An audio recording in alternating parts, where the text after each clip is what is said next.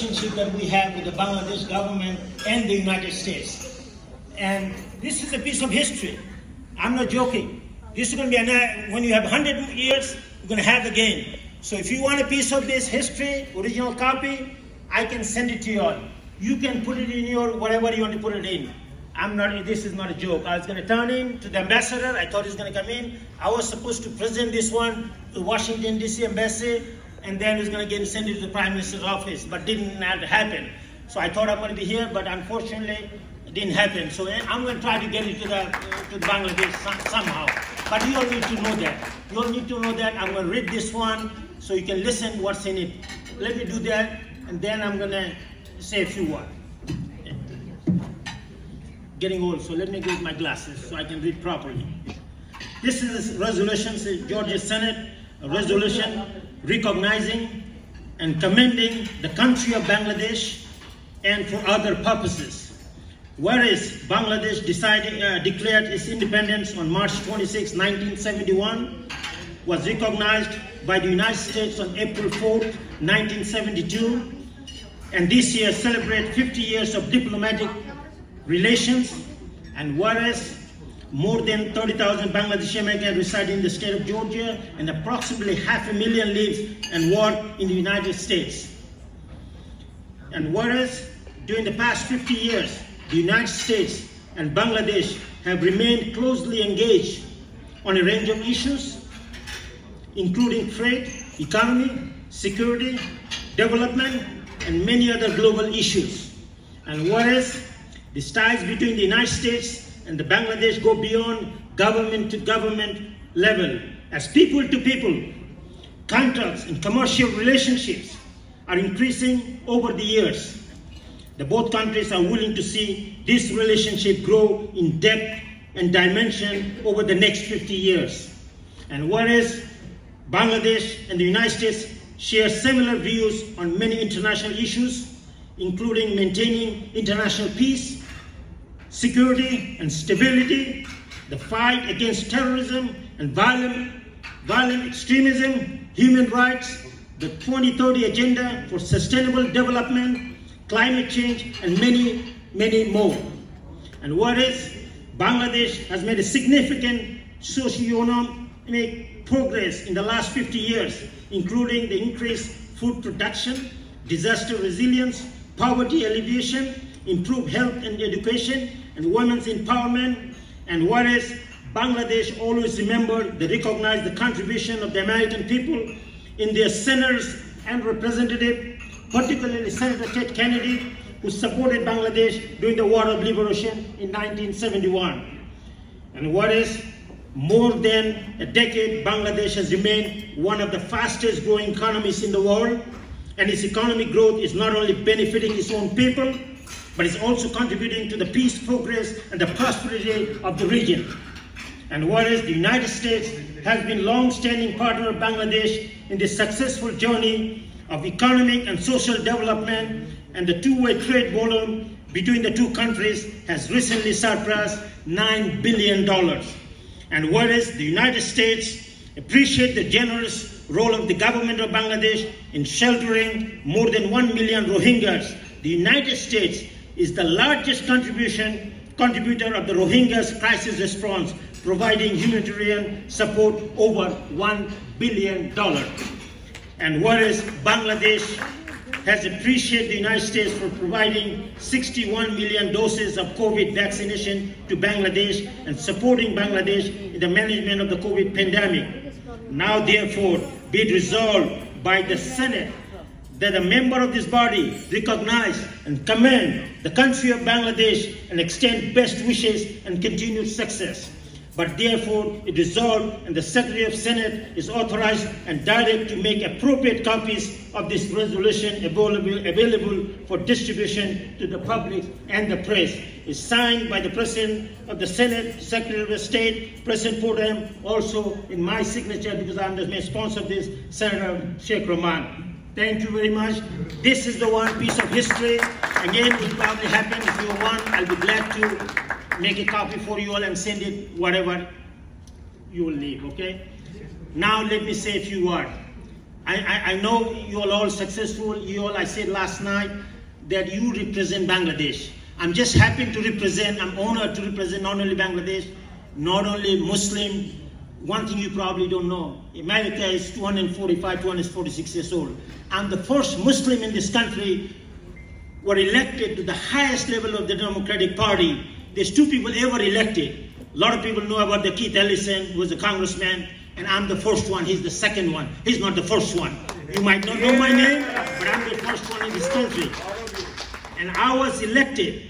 Another thing you need to know, these are by the super daily. These are the people, the congressmen, elected leaders. When you serve the executive committee, the people in the executive committee, if you are a speaker, Nancy Pelosi, if you are a Senate majority leader, Chuck Schumer, they're part of the executive committee. So I have the opportunity to serve with those people.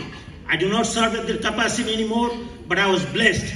So I want you to know and tell your children, it's very important. If I can do it as an immigrant, I wasn't born in this country. I came here a long time. I don't want to tell my age, but I came in when Jimmy Carter was president. So I've been here a few days. You know, I spent some of my time a little bit. So I want you to let your children know, if I can do it, you can do it too. They can do it too. I started as washing dishes. When I came in this country, I was washing dishes in the restaurant to survive, to go to school. I dropped out of school. 4 years degree took me 14 years because out of school 5, 10, 8, 9 years. So I moved up without my college degree from dishwater to district managers. I was doing great, making a lot of money, but I couldn't move up at the corporate level. People say, oh, you don't speak good English, you don't have a college degree. So one day I say, heck with it, I'm going to quit my job. So I quit my job, got married, went to the family housing, became a student, and that's how I did. I got a degree in economics and global studies. And what I did when I studied global, I was in politics, a minor in politics, and I studied American politics. And I was fortunate enough to speak, to take some classes, and my mentor was one of the gentlemen, was Dr. Hillenbrand. Hillenbrand was Assistant Secretary of State under President Carter. So he was one of my mentors, and I learned a lot of things from him. He was not only my mentor, as you know now at the World Bank, Asian Development Bank, he's one of the founder members. So I was fortunate enough to work with him as his student, so I learned a lot. So it is possible for anybody, and be more possible for our children to move forward in this country, but we need to participate. My friend, I'm going to tell you one thing. Our participation is very low in American politics. I know we are all round of everything, what's happening in Bangladesh. Nothing wrong with Bangladesh, great, they'll survive. Bangladesh has come a long way. They're going to continue to grow. But our children need to get involved in American politics. We need to go and register. We need to vote. I'm as a politician, and everywhere I go, I say, you make sure register, vote. You encourage your children. We are very happy when our children become engineers, doctors. I'm proud. My daughter just graduated being an environmental engineer from Georgia Tech, one of the prestigious universities in this country. But we all have children, they're doctors, engineers, IT, they're working in, one gentleman, I met this young man I met from Georgia, is working for Telsa. So, you see Tesla, I'm sorry. So we have Microsoft, who are people in Google, so I know all this. But we need to be happy, we need to tell them, while they are doing the great job and going to school, they need to participate in mainstream politics. The way we can participate, not only register and vote, not only register, we need to participate. We need to help the candidate, the coming forth, like a Joshimbai and then Kazibai in Texas. I know the gentleman in Florida. I went to New York. We have first Muslim state city council member in New York. Then we have judges in New York, and I was fortunate to go campaign for them last year. So I'll do whatever I can. I don't mind willing to go out of state anywhere, and I do travel. I go, I help. Try to help the candidate Bangladeshi that we have. So please help them out too, because it costs a lot of money. People always, let me tell you, people ask me, what's the next step? No next step for me, I'm fine. I'm happy to say, you can run federal. No, it costs a lot of money, because it is true. It is so much money involved in politics, and half of the congressmen, I know, most of the people, half of the time they have to spend calling everybody, just like Joshimbai said, the professional beggar calling, hey, send me the money. So I don't want to do that. I don't want to do that. So next time anybody say, what's the next step? Bring a big check, you know, I need to make a $5 million in my account, on my campaign account, then I'll think about my next step. But I'm blessed. I'm blessed. I don't need to go to Congress. I'm fine. I'm a Democrat in a red state of Georgia. I'm blessed, and I'm honored to say I passed more than a dozen of bills in the state of Georgia. Very few Democrats can say they did it, because I work for the people of Georgia. I'm not a Muslim senator. I'm not a Bangladeshi senator. I'm not an Asian senator. I'm a Georgia senator. I work for 11 million Georgians. And I do whatever is good for Georgia. I know I'm taking a lot of time. Maybe you'll probably have to ready to go to other program. But I wish someday, I really wish to someday we have a FOBANA like this, bring 5,000 people. I mean, you know, big, let's do one. That's the only dream that I have. I don't even come to FOBANA. This is my fourth FOBANA, to be honest with you. I've been to the one in Atlanta because I had to go, because in a state.